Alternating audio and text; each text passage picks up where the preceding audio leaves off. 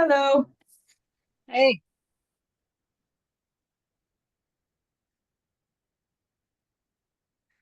how's everyone doing?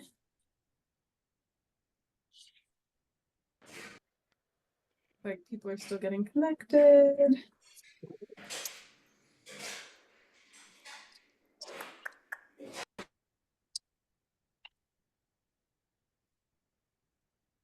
Um, let's just wait for, I think, well, who are we waiting for?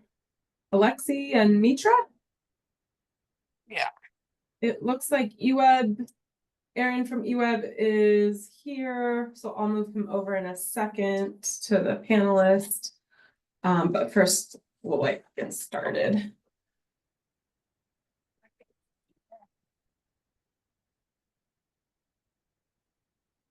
Mitra's coming. Mitra is coming? Okay. Yep.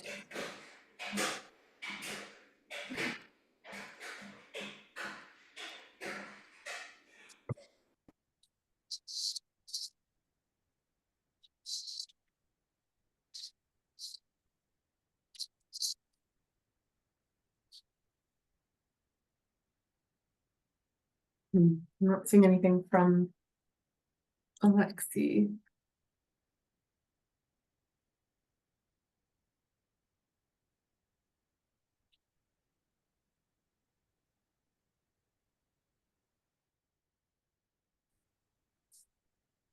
Hmm.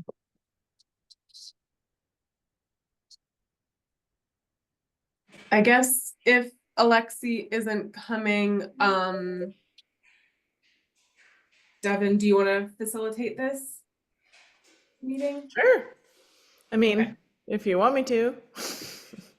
Yes, please. Oh, Remind there's, me. Oh, there's Mitra. All right.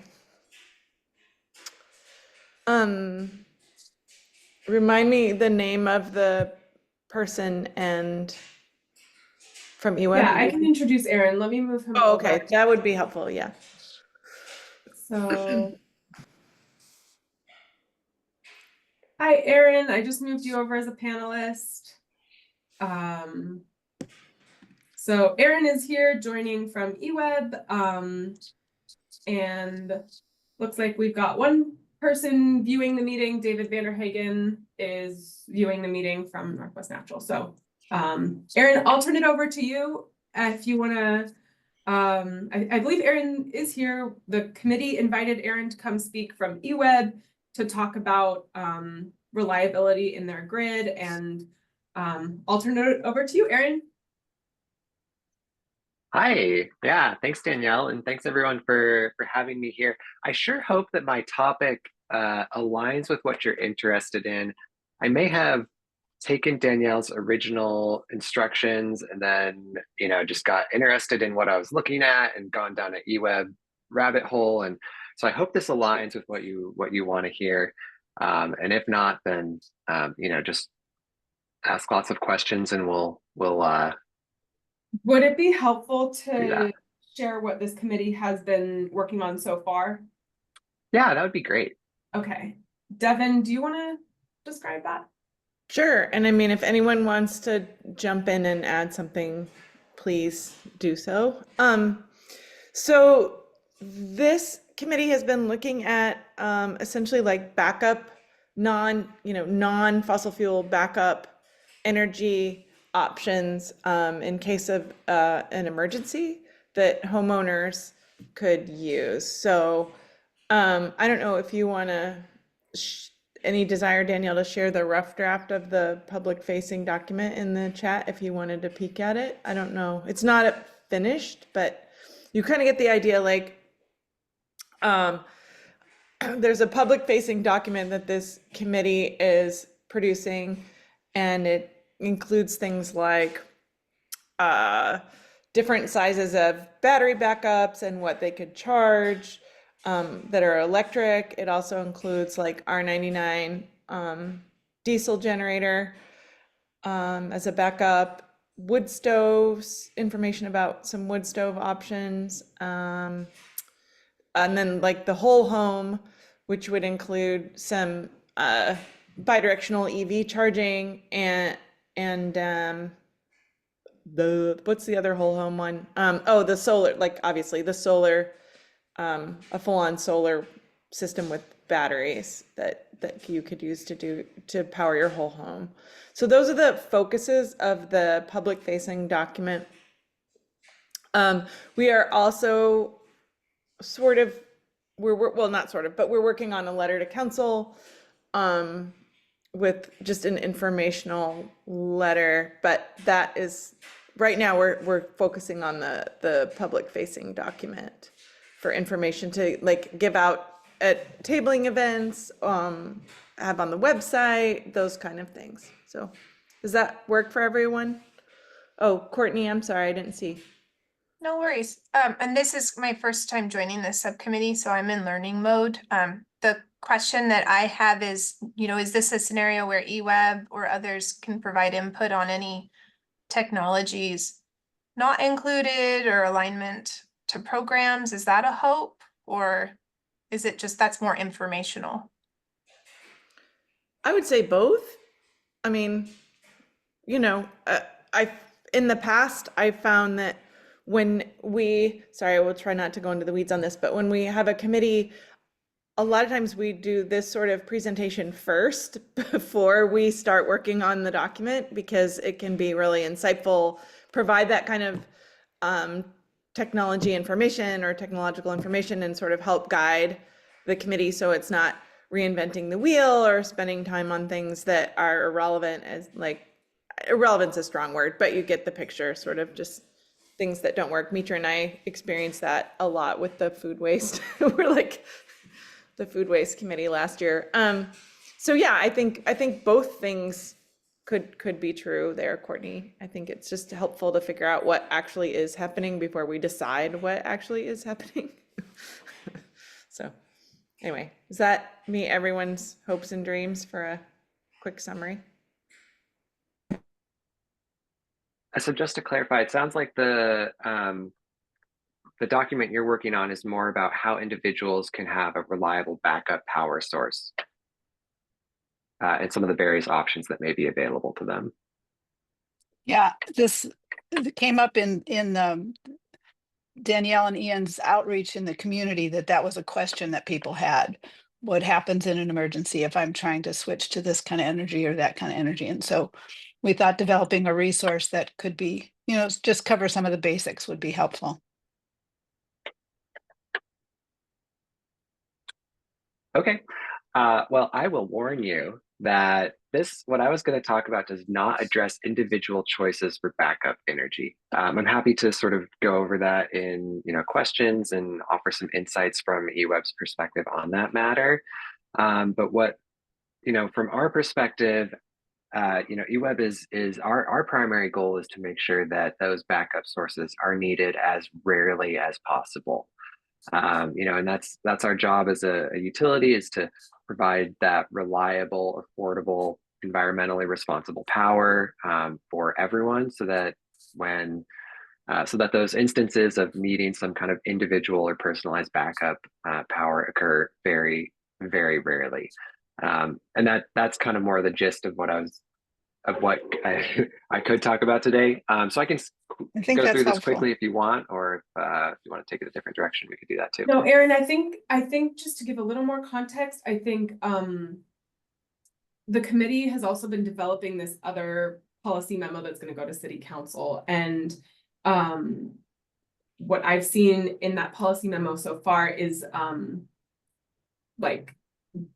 think it looks like the committee would like to be able to share with council like the ways that eWeb's grid is reliable, the way that it's been working to be more reliable. And so I think that was where it was like, well, why don't we have eWeb come so you can hear from them about like those things rather than just like some basic research online.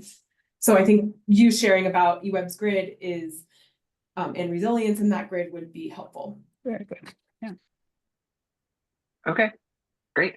I will go through this. Okay. Does everyone see the screen? Can you make it bigger? Maybe. What are you seeing? Well, I see it, but it's just one small piece on my screen.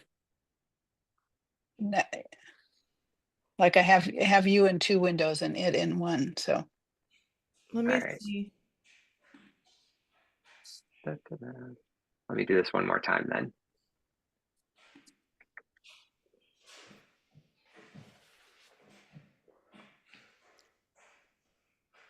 Okay, is that better? That's better. Yes, thank you. Okay, so hi everyone. Just to restart, my name is Aaron Orlowski. I'm the communications supervisor at the Eugene Water and Electric Board, and today I want to chat with you about investing today for a resilient tomorrow. And this is our strategy. You know, we're making investments in the grid and our power supply and our water supply, but I won't really talk about that today. Today, we're making those investments so that tomorrow, when disaster hits, we are resilient. So to start off with, we'll talk a little bit about where we are today and just a bit about eWeb. And then our vision for the future of energy, including both power supply and the distribution grid that brings that power home. And then some of the specific steps for achieving that vision. So, but first of all, who is eWeb? What are we? You know, you all live here. You all know this, but there might be a couple stats here that are interesting. eWeb was founded in 1911, so we're more than 100 years old. Actually, first of all, we were founded to take what was then a private water company and make it a public agency because the private company was allowing disease to spread rampantly. And so the community decided that they did not want their water system owned by a corporation. And they made it a public entity at that time. We have a publicly elected board of commissioners. We have a big budget, almost $500 million every year, and then many assets that we manage, $1.3 billion of assets. That includes transmission pipes and power poles and distribution lines and power plants and just everything that generates and delivers power.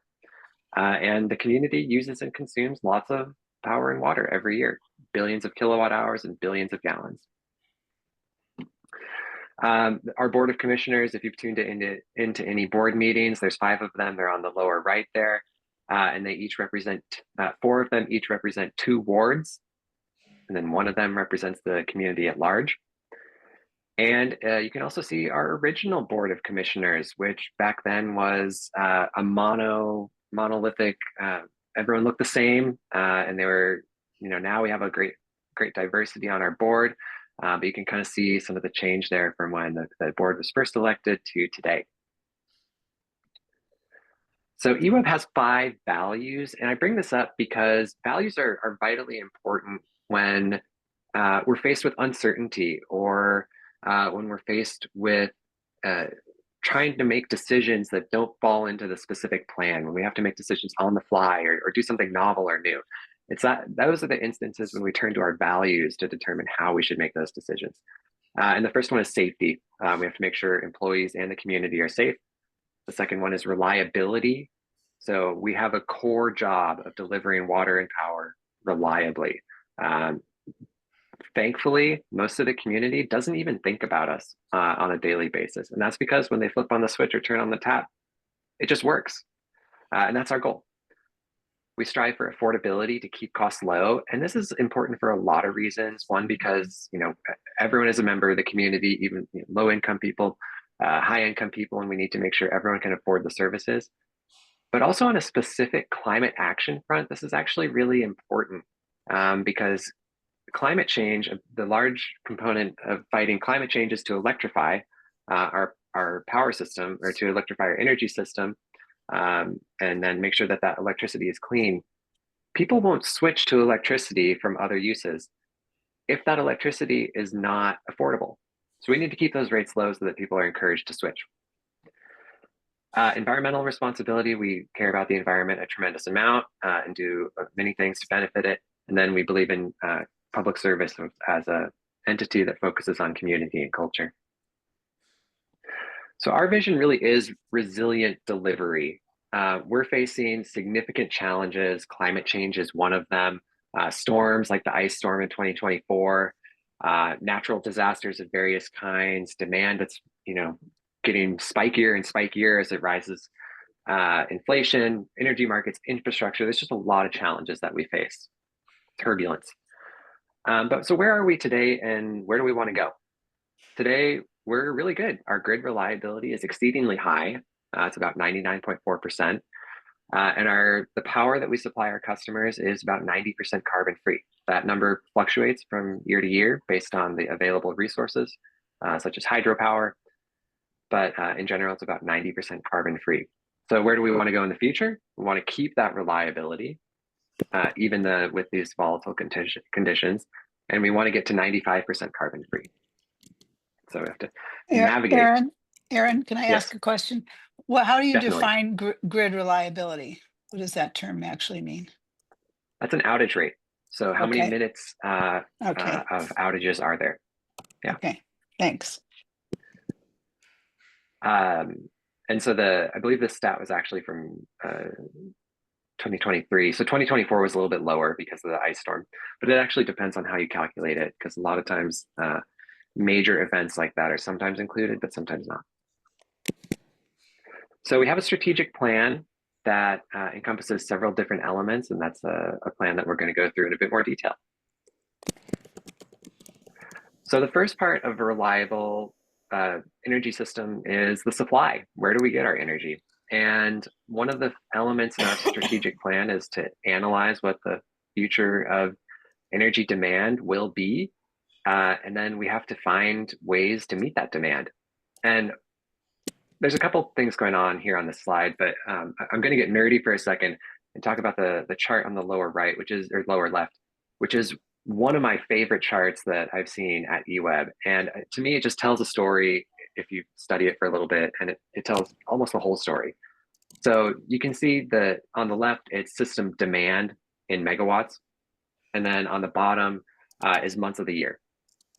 So basically it's showing how high is demand in every month of the year from January to December. And the dots, the orange ones and the gray ones, the orange ones are the lowest points of demand in those months. And the gray ones are the highest points. And then the blue bar or blue section in the middle is the middle, like what demand is most of the time. And so you can see that most of the time it's relatively moderate, and then it drops in the summer, and then it rises again in the winter. But the key part to look at are actually the gray dots, because that's the really challenging moment to plan for. When demand for energy is really high, what do we do? How do we meet that demand? It doesn't happen often, but we have to be ready for it when it does. We have to make sure that we have the resources to meet those needs. And that's something that our planners spend an immense amount of time thinking about. Most of our energy comes from the Bonneville Power Administration, which is a federal agency that sells energy from large dams on the Columbia and Snake Rivers.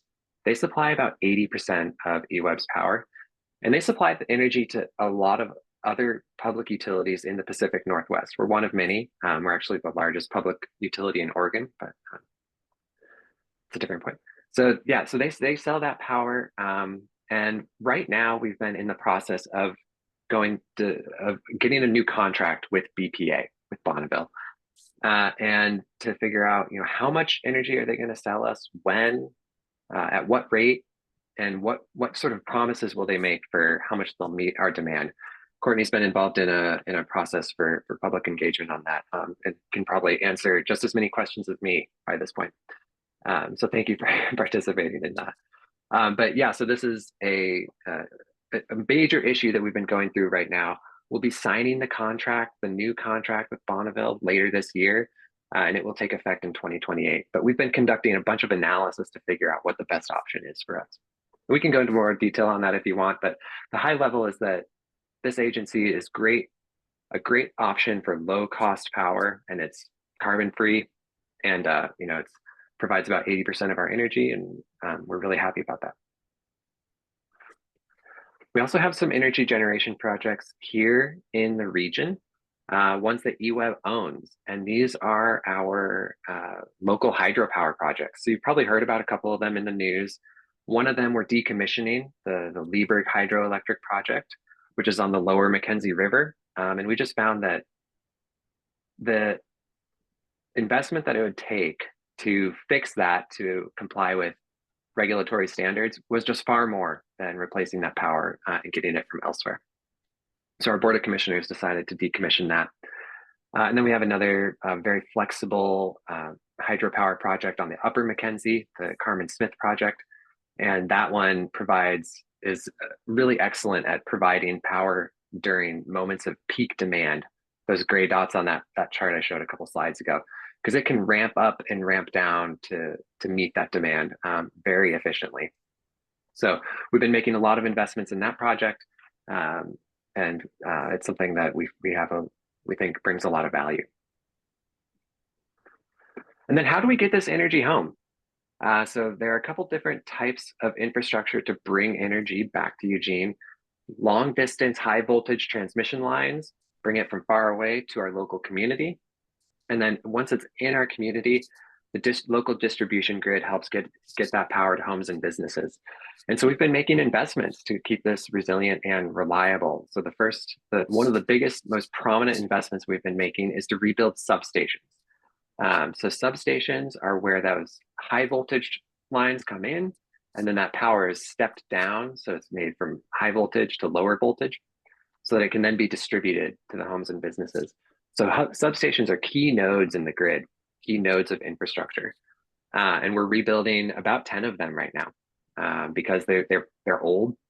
Most of them were built in the 50s and 60s, maybe the 70s, and they just need to be replaced. So we recently completed the largest substation in our fleet. There are 38 total, so we're rebuilding roughly a quarter. And that largest one is the Curran substation, which is near the 105 and Garden Way. So you may have seen it. It's kind of a gleaming piece of infrastructure. It looks really, really nice right now. But we're working on some additional ones more in the West Eugene area next. Oh, and you can see in the picture a historic photo of Hugh Curran, who was an electrical engineer who built that substation many decades ago. So it's really neat to continue that legacy. What number is that one on that slide? Which number? The largest one? Yeah, it's the number 1. Where's that? Oh, okay. I see it. Right in the middle. Yep. So we talked about like power supply, transmission lines, bring it to town, and we have the substations to distribute it. And one of the last key pieces of infrastructure to get to this more resilient energy future are smart meters. So that's at the customer's residence. And smart meters are vitally important because they provide the kind of data and insights that will allow us to make sure that the supply of energy and the demand of energy line up. And I'll talk a bit more about that in the next slide. But with smart meters, it's a common technology. Utilities have been deploying them for many years. I forget the exact statistic, but it's a couple 100 million are deployed around the United States. So it's very, very common technology. We've essentially finished installing them in town. And then in the next year or so, we will be installing them in our upriver territory in the Mackenzie Valley. And these smart meters are going to enable new energy services. So what we mean by that is we need to have programs and incentives that allow for that supply of energy to align with the demand for energy. Because demand, especially as people electrify, is growing spikier, like I said at the beginning. If you have more electrical appliances and then an EV in your car, your home's energy usage will be higher at certain points than it has been in the past, but it might dip low when you're not using those devices. So what we need to do is to be able to manage that demand and kind of bring it down when it's high and spread it out, because that's easier for eWeb to manage. That's easier for us to supply, especially as there are more variable renewable resources on the grid, like wind and solar. We need to be able to sort of make sure that those variable resources in the aggregate line up with the aggregate demand, and so that there's not these mismatches. So we're basically we just completed a preliminary study that looked at both these two new types of programs to line up that supply and demand, as well as conservation in general. And we just completed that preliminary study. And the key thing is that we're going to need to have these programs and these partnerships between our customers and eWeb. Maybe it's something like a smart thermostat program where you sign up and you give permission to eWeb to adjust the settings on your thermostat by a couple degrees when it's really hot or really cold, so that we can lower that energy demand during those moments. Or an EV charging system that allow eWeb to sort of charge your EV when demand is low and then not when it's high.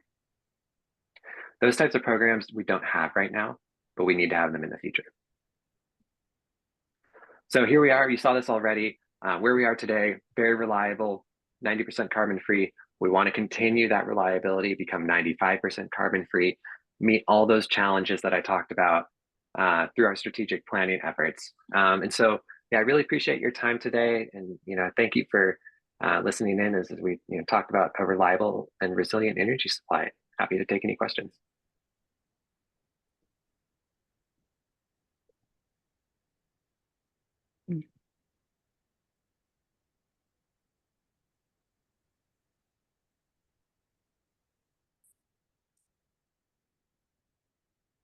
I'll ask a question. I was kind of hoping the committee might a little bit, because you guys have been doing this a little longer. And I think I want to make sure I understand kind of the goal with eWeb and the conversation for now. Danielle, you mentioned a policy paper that the committee is going to look to bring to the commission to forward. And I think, are you talking about the memo? Yeah, the memo. I Okay. believe it's been shared with you. Have you- Yeah, no, there was like a memo I just didn't read it as a policy document, but there was like an info memo, I think, right? That's probably more accurate. Okay. A question that I think could be valuable with eWeb and just in the discussions, because there's a lot of structures in which power is provided to communities, whether it be COUs, investor-owned utilities, like utility districts, like eWeb. And then there's things like microgrids. And that memo that the commission might see has some policy inferences around microgrids. And I mean, I think it specs out some legislation. So I'd be curious, and Aaron, you can say, I don't want to talk about it, but eWeb's perspective on how microgrids fit into your portfolio or the broader system and customers' need for reliance. Yeah, thanks, Courtney. Microgrids are an interesting, I think microgrids are kind of more in the research phase in a lot of places at this moment. Some cities and states around the country have really invested in them. I think that, there's a couple interesting aspects with microgrids. One is, can they be used to keep essential services powered and online when the rest of the grid is down? And those are rare moments, when we're facing such an extreme event where, a microgrid would be needed to, say, keep a hospital or something like that powered up while we're working to restore power elsewhere. I know that's something our team thinks about. I can't say if there's anything specific we have on that at the moment, but that's, one interesting use case. And then I think an additional, I'll kind of take your question in a slightly different direction, Courtney, which is some folks talk about a related technology. They call them virtual power plants. And the gist of a virtual power plant is that various, multiple different energy users are connected via software. And then that is also connected to the utility. And basically that virtual power plant can scale back their energy usage. And if there's batteries, they can actually end up supplying power back to the grid in a very synchronized way. And in my opinion, I think a virtual power plant is really just kind of a synonym for a robust what we call demand response program, which is what I was talking about at the end of the presentation, where of lining up these supply and demand components. If you take 100 homes that all have the EV charging program that I gave as an example, where the charging of the EV can be rescheduled for times when demand is low. If you take 100 homes that do that and you cluster them together, that's basically a virtual power plant. So we're looking at that kind of program for how to incentivize our customers to participate in something like that. We haven't designed a program for EV charging incentive, or shifting EV charging, or shifting power usage via smart thermostats, because we need to find more details about what would be the best way to do that, and how to get our customers to participate. Thanks, Aaron. I just have a comment. It's not really related to our public-facing memo, but to what you just mentioned about the EV charging. Sounds like that would be, to me, as an EV owner and knowing how long it takes to charge my vehicle with a level 2, that if you're restricting people on level 1, they're not going to be able to charge their vehicles.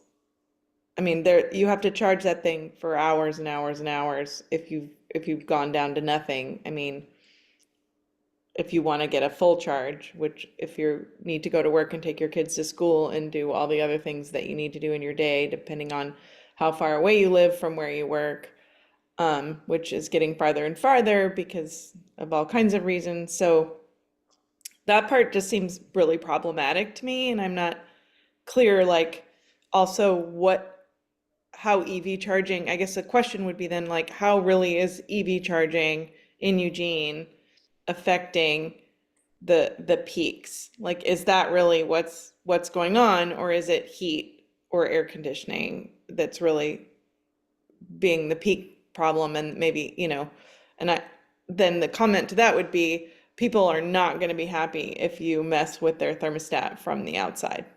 I just don't see that as like something people will go for really much at all. Yeah. All kinds of No, well, for sure. Thank you. Yeah, no, a few comments on that. So for EV charging in particular, the time to avoid is those couple hours right at the end of the day, like at the work day. And then you can charge all night, overnight. And overnight is off peak. So that's many hours for an EV charger and a person with an EV to charge their vehicle. I mean, you can go from 8 until 5 or something at night, and you should be good. And you're not hitting those peak times. So there's plenty of hours to use that slow charger overnight. Well, the slow charger, though, I mean, for my EV with using level 1, it takes 17 hours from like not zero, from like 20% to 90%. Yeah. Well, in that case Level 1 too, I is mean, if it's really slow. It takes 6 hours, and I have a setting on my EV, right? I can set it. It charges from 10 to 6 a.m. when I need to charge it. And that it will be charged in about 6 to 8 hours for a full charge. And that's level 2. So I'm just saying, yeah. it cost me $3,000 to get my level 2 installed. I did get a rebate of whatever it was from eWeb, $600 maybe. Mhm. And that was great. But I'm just saying, most people aren't going to be able to afford a level 2. So people are going to be plugging in. So I'm just saying, how do you restrict people? Anyway, just something to consider.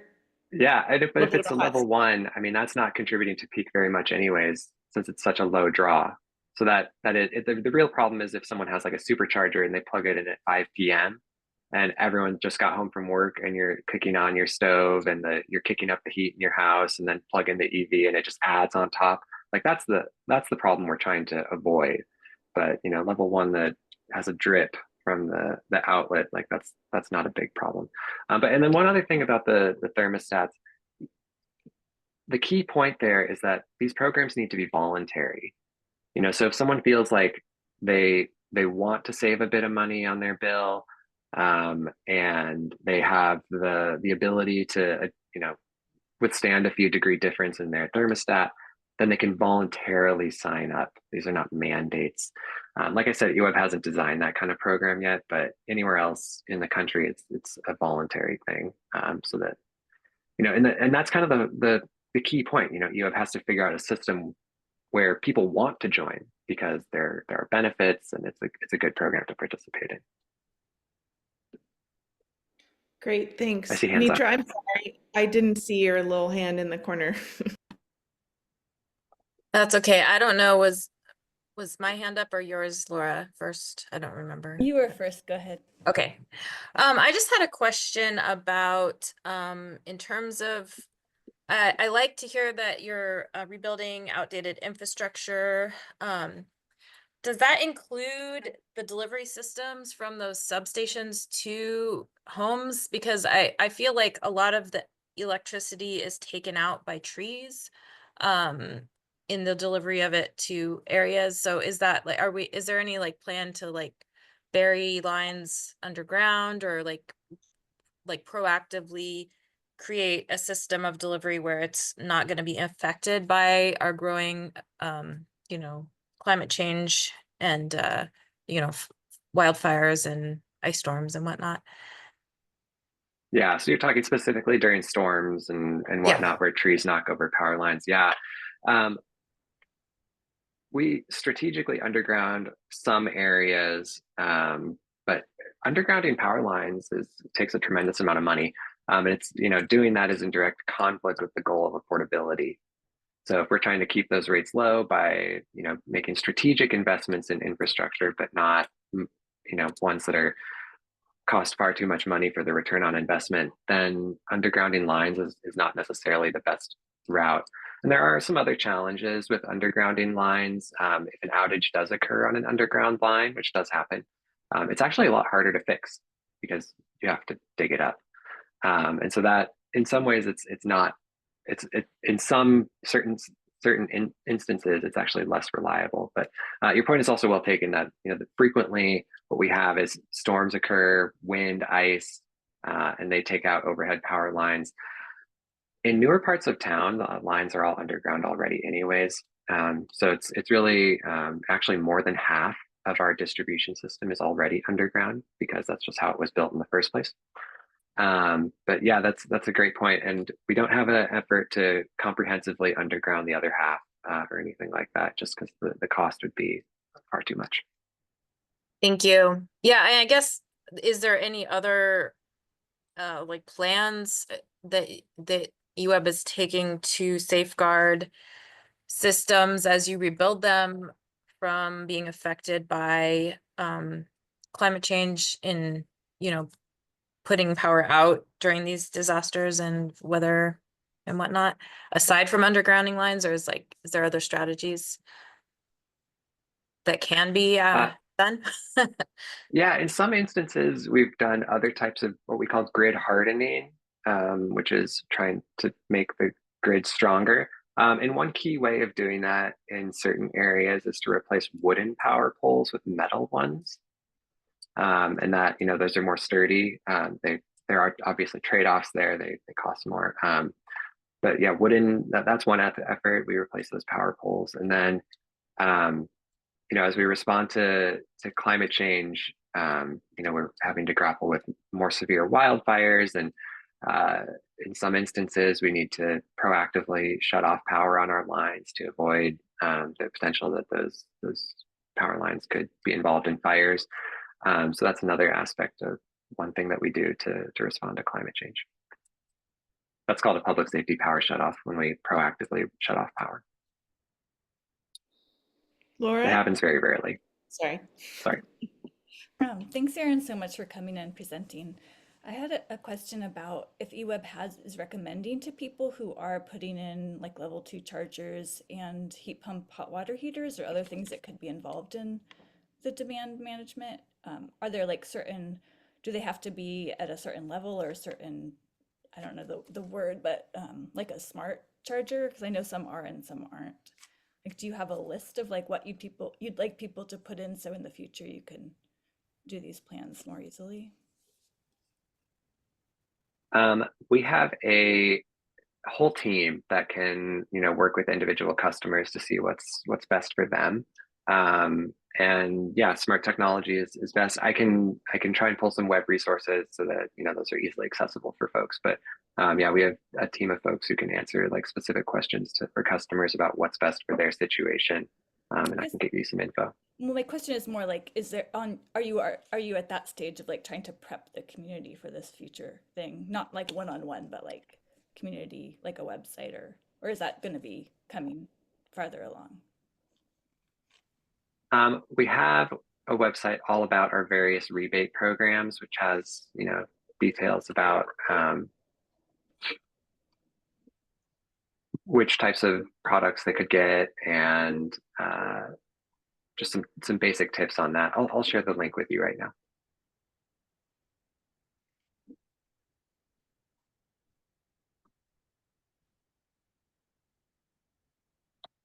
But it's eweb.org/save-energy.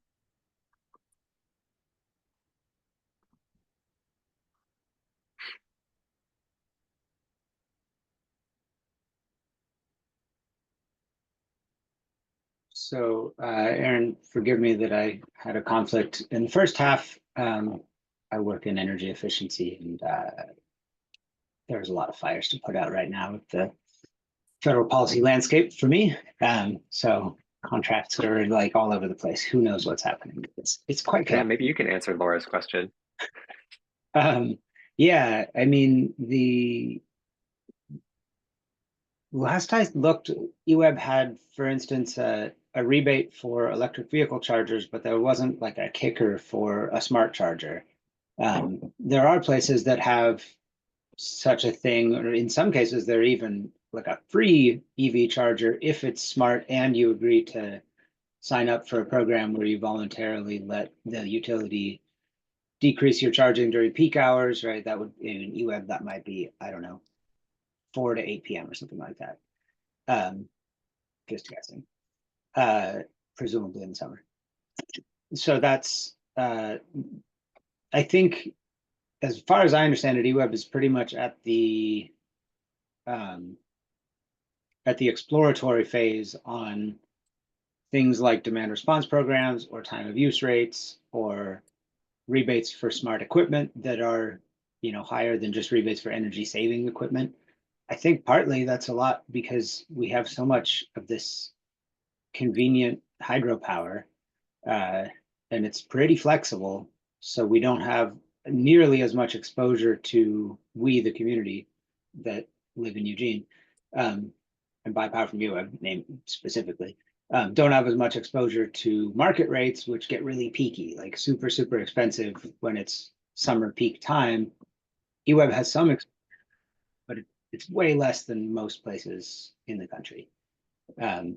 And there's Carmen Smith, which I think gets used as like a little bit of a peaker resource in those times. So I see Aaron's nodding. Yeah. So we've got really good resources on the supply side that have let eWeb not have to focus as much on time of use rates or demand response programs or smart equipment stuff. But more of that's probably coming, is my read, in eWeb, just like everywhere else. So I think it makes sense that we're starting to talk about this stuff now. One thing I was wondering, Aaron, and I missed your presentation due to having these fires put out, but I was wondering if eWeb has considered any pilot resiliency-oriented either technical assistance or rebate or other assistance programs in places that are either distribution grid constrained or PSPS, public power safety shutoff, likely, like target areas. If there are places that are where backup power, like a battery or similar system, would be especially useful, up the Mackenzie maybe, where are there locational programs of any kind or pilots of any kind that are looking at deploying resources behind the meter? Well, first of all, Alexi, you could have given my presentation for me during your comment, all of that was basically spot on. right, And cool. that's very, very true about, how we've had such a robust and flexible supply of energy that on the demand side, we haven't needed to institute as many programs on that. But that'll be changing. I mean, the demand is getting spikier, and we need to be able to manage that. As far as backup power programs, we do have a backup power program where folks can offer loans if they need to get that, and we do kind of target the. I just put the link in the chat. We do target that at the Mackenzie Valley. It's not limited to the Mackenzie Valley, but that is the area that tends to need backup power the most. You know, it's more remote and more rural. They deal with more outages up there because of that. And so, this includes backup power for, battery systems, and other types of backup power systems. So we do have that program available to folks, and that's something that we offer.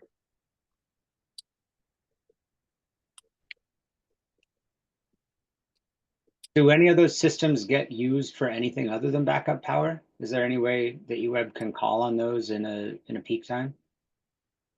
We don't have that capability at this point. Yeah, that's something I think that our team will probably explore at some point, but it's not something we're able to do right now. I think Portland General Electric's doing something similar. I could connect you to those people if you want. Yeah, I have a friend up there, and he's taken advantage of every single program that Portland General offers, and he just as like a personal experiment, and they have a lot. They have a ton.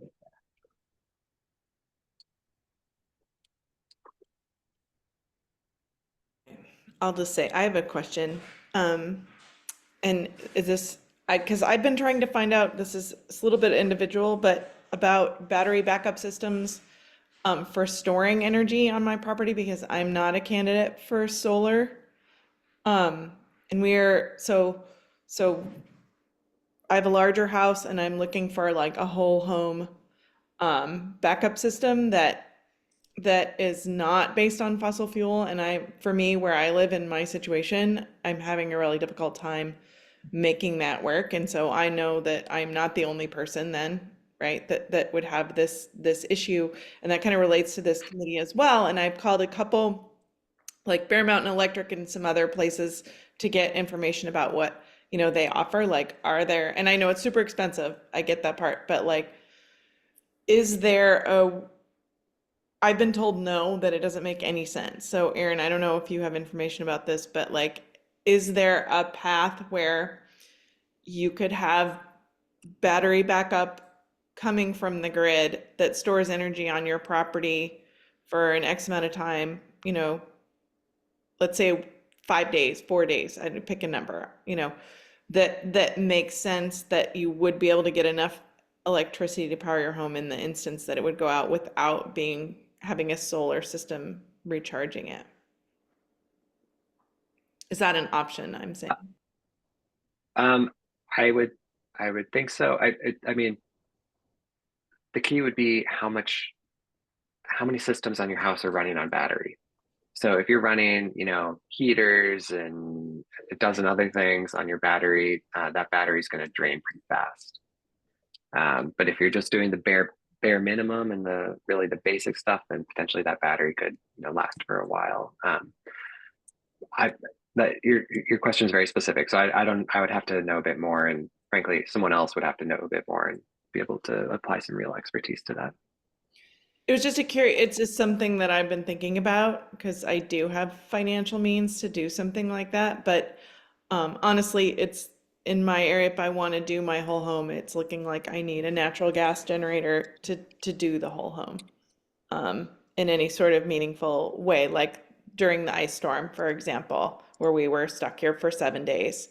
That kind of situation where we couldn't drive out to recharge anything. It didn't matter, like because we couldn't go anywhere. So that's an instance that, again, it's not me alone, but like, one thing this committee talks about is, so what are my non-fossil fuel options? They're pretty limited.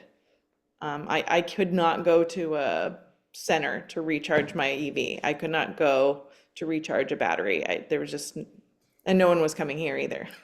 And Mitra probably has Yeah, a very yeah, similar situation. yeah. I'll just say a quick, quick thought on that, from eWeb's perspective, on that type of issue in general. Our mandate, our goal, our responsibility is to serve the community as a whole. So, we apply great more effort and time and energy to thinking about how can we make sure the power does not go out in the first place? How can we make sure that, we can turn the power back on as swiftly as possible to serve everybody? Because it's a collective action from our standpoint. We're working on helping the collective as much as possible. And so that's just, that's kind of our role and responsibility and duty as a government agency.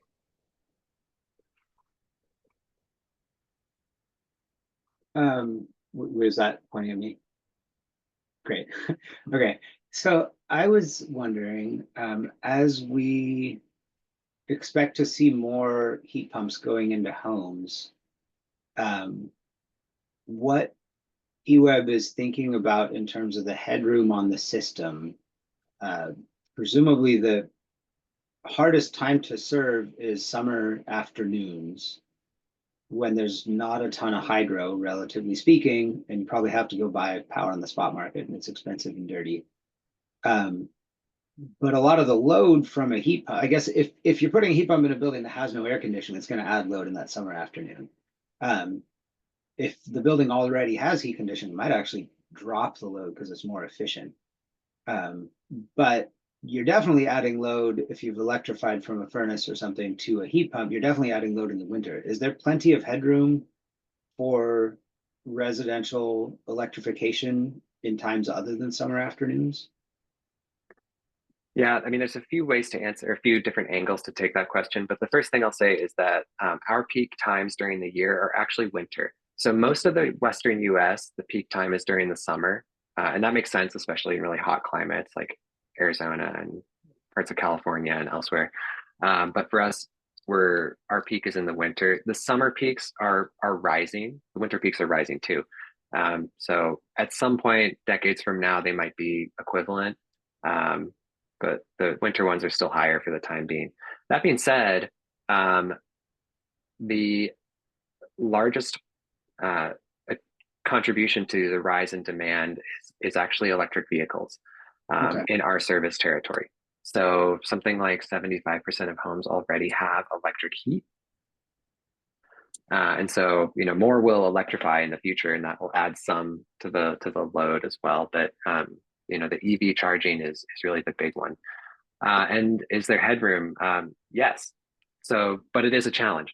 So there's two different ways to think about it. So one is, can the distribution infrastructure itself handle higher demand running through the wires? And yes, it can. Our distribution infrastructure, we build it to a level of capacity that is far beyond what we need at the moment. At an individual neighborhood or house level, sometimes there need to be equipment upgrades to make sure that that specific cluster of homes and the distribution infrastructure for that specific cluster of homes is up to the task. But we work with neighborhoods on that when that needs to happen. And then on a power supply side, the challenging times are the peak moments. And in the region, for us, the Bonneville Power Administration is the one that has to keep the lights on. So if power is in short supply across the Pacific Northwest, BPA will find a way to keep enough power flowing to keep the lights on for the region. If they can't, then that would mean problems for everyone, not just eWeb. That'd be a problem for multiple utilities across the region. So it's their responsibility to do that. At the same time, though, if they're having to go and procure significant resources or whatnot, that could hurt us financially, because it costs a lot of money to get that wholesale power when demand is high. Devin, I I don't- don't have an answer to the number of level 2 or level 3 chargers, but we can get that for you if you're interested. I have one less wonky question. So, here we are, we're Sustainability Commission members and of this particular committee. What would be most helpful for us to do from your perspective? We've got a fact sheet that's telling people about this stuff, just basic 2-pager. What else would you like to see from people in our seats? Specifically on the reliability front or elsewhere? In general, clean and reliable backup energy related. Okay. I think that the first thing to tell folks is that infrastructure takes investment. So there's a reason that rates have gone up in the last couple of years. Rates went up about 8% in February, and for electric, and that's needed to pay for the infrastructure that keeps the power reliable. The infrastructure is aging here in Eugene, and the level of inflation for the electric sector specifically is a lot higher than the CPI for the consumer price index for the economy as a whole. So the inflation that we're experiencing from suppliers and labor and all the things that we contract for is higher than the CPI. So we've had to increase rates to account for that and continue to invest in that infrastructure. So that's actually probably the number one thing. And, because it is a collective action. We're community-owned utility. Everyone, we believe everyone is in this together. And so we want to solve the problems for everyone. But beyond sort of like the backup power question, I think that the other thing that folks should really realize is that more than half of our community's carbon emissions come from transportation. So if we're trying to really reduce carbon emissions, that's where a lot of the opportunity is. And a big part of that opportunity is switching from gas-powered vehicles to electric ones. It's also ditching vehicles altogether and getting something like an e-bike, which is incredibly efficient from a carbon standpoint. But just figuring out that transportation question is really a high priority for trying to reduce our community's carbon emissions. Thanks. Okay, maybe one more from Jan, and then we got to vote on our Well, I flyer. just wanted to mention that before Alexi joined us, there was a question about microgrids and eWeb's perspective on that, and we didn't talk about that much, but I think that's something that Alexi was interested in, so I just wanted to see if there was anything else that wanted to be said about that before we move on.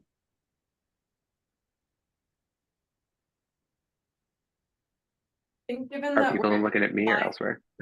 given that we're at time, I think there needs to be a vote to extend this meeting because I want to respect people's time. I have to move on to a next meeting shortly. Sorry. It's easier to do when it's 8 o'clock at night. I Harder know. in the middle of the workday. I think the rest of this discussion might need to happen next month Yeah. That's fine. at this point. So the handout and all of that will be discussed next month. That's fine. Now, does that mean, Danielle, is it still feasible timeline-wise to get this thing through and out to the public? Or can you do a during- vote by committee email? We can't do proxy. vote by proxy. That's in the bylaw. You could do a vote right now. If everyone is willing to take a vote right now, that could happen. Ready? This isn't time to discuss if there's edits, so. I'd like to move that we approve the memo as city council, as city staff drafted and Danielle sent. I second that.